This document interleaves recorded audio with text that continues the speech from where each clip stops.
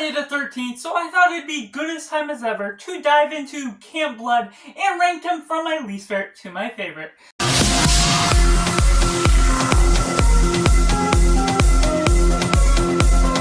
Welcome Cinema, where we focus on a film. I'm Josh, this is Simply Cinema. Let me know down in the comments below how you would rank the Friday the 13th franchise, and if you like the franchise as a whole, or if it just does not connect with you in any sort of way. So make sure to like this video if you enjoy it, subscribe if you haven't already, to join in film culture community where we talk about the love of cinema as a whole. But going in last place, we have Friday the 13th Part 3. Now, I've gone through this a couple rewatches, and it just still does not sit well with me. Just the general flow of the story is clunky. The way they try and establish the characters is very base layer, one-note characters at best. And so what we're getting out of them, and also the way the story moves along, goes and involves this biker gang that really adds nothing to the story besides a plot device that gives them advantage to the main characters at the end, but also just having extra kills along the way doesn't necessarily provide the right entertainment, because it unnaturally follows along the story and just doesn't fulfill the nature of what this franchise feels like it's really begging for, the kills as a whole. And so what we're establishing out of the characters, you're getting one of the best characters having trauma from her previous experience, and yet they don't dive too far into that when all of the other characters could be bouncing in on their own personalities, and it just resorts down to a base layer of nothingness for the story as a whole. And at number 11, we have Jason Goes to Hell. Now, this is an interesting one just because it's trying to make things up as it goes, and it's trying to disregard some of the original lore. And so while it has a distinct concept that could work on its own, it feels like it's already way too late in the game to be trying to sort of twist the rules and make things up as it goes, going about certain things where there may be a little bit of entertainment here. It's not going to be the worst film out there, but it still isn't necessarily one that I highly regard or look at and really think of wanting to go back into that film again. And so just with what they do with the characters, it's just very uncompelling. The story goes at a snail's pace and just doesn't really feature all the right fights that is really needed to possess this franchise in the right fashion.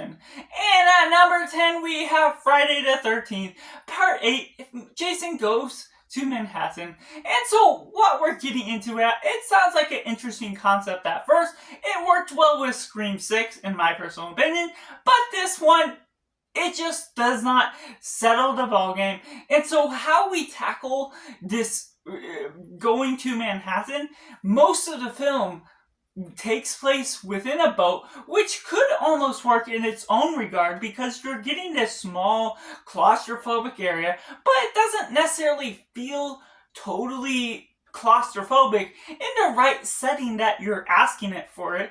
And while we are getting this new setting, it still doesn't offer the right amount of characters or the right personalities that really gets you into the story, gets invested into what is going on with the narrative, and the dialogue feels a little clunky with how they're speaking to each other at certain times. And so just what that all pays off, you get the natural kills that can be the meat of the story as a whole, but that doesn't necessarily satisfy my hunger for what we're getting from the film when it's continuing off of a franchise. And next up, we have Jason X. Now, this is another interesting concept, Jason going into space, and you wonder how that all plays out, and it works to some extent. It makes sense to some regard, and you're building on some characters with decency, but not necessarily having the right amount of substance. While there is some fresh kills that really shine home with this one, it still isn't enough to really redeem the rest of the story, the flow of the story, and the tone as a whole just does not quite fit for me. And with the natural longevity of the storyline, how it goes about its narrative, just where takes place, even though it's a space setting, it just doesn't quite feel different enough, even within the space shuttle, what they're doing all in there, which really takes it back a notch for me. And so, therefore, it just does not quite fit my fashion as a whole. And next up, we have Friday the 13th, Part 5, A New Beginning. Now, this one, well, it does seem like it's trying too hard to fit back in. You're going into this psychiatric help with this house that taking care of these orphans or other people that need help. And so it could go into a touchy subject dealing with something that feels important, especially with Tommy now that he's grown up from what we saw in the final chapter, dealing with his trauma. And there's a touch about that here and there, but it doesn't fully expand into that, and it instead goes into all of these different characters that don't necessarily have enough substance, and you're only getting Reggie as this cool kid that you really care for, that really has an impact on the story, making sensible decisions. And while you're not always watching the Friday franchise to see smart characters or wisecracking ideas, this one still does not fit my fancy for the flow of the natural ideas and how you're taking in the dialogue that feels unfitting and unauthentic to real life, and you're having these weird side characters that just do not fit in well and can be very annoying, very hate-worthy. And so just what you're getting out of that pulls the film back so much more than it really should be in this franchise. And while the kills or certain elements here and there could work for being just a film as a whole, it just feels like it falls flat on its face by the end of the day. And at number 7, we have Friday the 13th, The New Blood. Now, this is an interesting one. It's sort of doing a reboot in one sense, but still following some of the timeline that we got from starting with a new chapter. And so what we're getting with Tommy accidentally resetting Jason, bringing him up from the grave, there's just not too much to the story that really dives me into it, and it's almost like a split down the middle of where this falls on the list and also where it falls on my rating, because this franchise as a whole isn't always my forte, and it can get better for me with some of the picks that are further up on the list.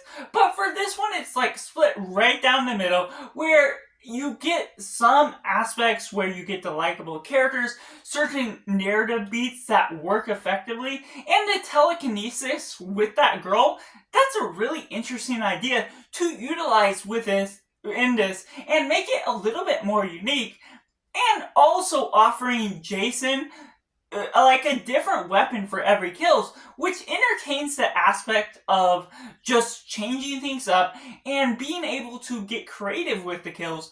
But on the flip side of things, there's certain ideas where the motivations of characters are fuzzy, certain elements just do not flow as well as they should, and the look or certain aspects with the characters just do not suit my fancy for how you're really asking this franchise to flow, and just the motivations of getting to enjoy the characters just does not always work well for this film. And at number 6, we have Freddy vs. Jason, another mixed bag that's a lot more on the positive side, just in the general scheme of playing the story by the books. You're getting the general essence of the narrative we got before, but as a fan of the Nightmare on Elm Street franchise, I just love the combination of Jason versus Freddy and them dueling it out, and we're not getting a ton of that, but where that leads up to, how the story progresses involving their two worlds and putting them together and getting that fight to be had at the end of the film, it's just satisfactory, at least for what you're expecting out of it, without getting a complex story that really can be set back because it isn't highly action packed or something that you really would love to see for really intense features, but it still plays its part, adding the great elements and finishing off with a great final battle. And at number 5, we have Friday the 13th, the remake. Now, this one is interesting. I like the redone things and the modern technology used to essentially redo what we got in the original, but there's still satisfying kills, some entertainment, and certain aspects that really builds up the stakes that is just something special. And we get a faster Jason in this one, which changes the pace of how things flow, and while it still doesn't have the complex characters that I would still enjoy out of this character and this film as a whole, there's just something to be said about how these remakes are done, utilizing modern technology, modern locations, how you're setting things up. It doesn't necessarily have the necessities of where this franchise started off with, which is why I sort of have it a little bit in the middle of this list, but it still is one of the more enjoyable films of this franchise. And at number 4, we have Friday the 13th, the original. Now, this is what it sets up to be. It hasn't really moved up or down on this list throughout the rewatches I've done. And so where we're going with this, I like the ground rules it lays. I'm not necessarily into the sexual exploitations that this franchise has as a whole.